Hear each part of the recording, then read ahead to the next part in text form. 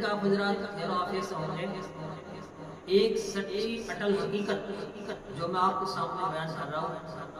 اللہ تعالیٰ مجھے اور آپ کو عمل کرنے کی توفیق نصیب فرمائے،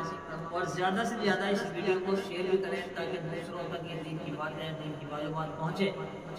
ایک صحابی حضرت عمر بن عاص رضی اللہ تعالیٰ عنہ، انہوں نے ایک حدیث بیان کی کہ رسول اللہ صلی اللہ علیہ وسلم نے ایک دن خطبہ دیا اور اپنے اس خطبے میں ارشاد فرمایا، سن لو،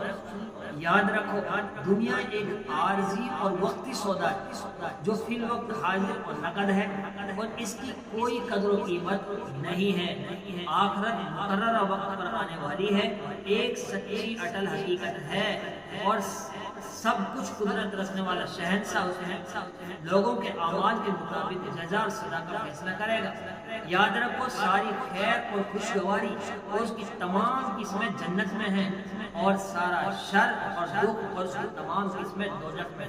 بس خبردار خبردار، جو کچھ کرو اللہ سے ڈرتے ہوئے کرو، ہر عمل ہر وقت آخرت کے انجام کو پیش نظر رکھو، اور یقین کرو کہ تم اپنے اپنے اعمال کے ساتھ اللہ کے حضور میں پیش کیے جاؤ گے۔ بس جس شخص نے ذرہ برابر کوئی دقت یہ ہوگی وہ اس کو بھی دیکھ لے گا، اور جس نے ذرہ برابر کوئی برائی کی ہوگی وہ اس کو بھی دیکھ لے گا۔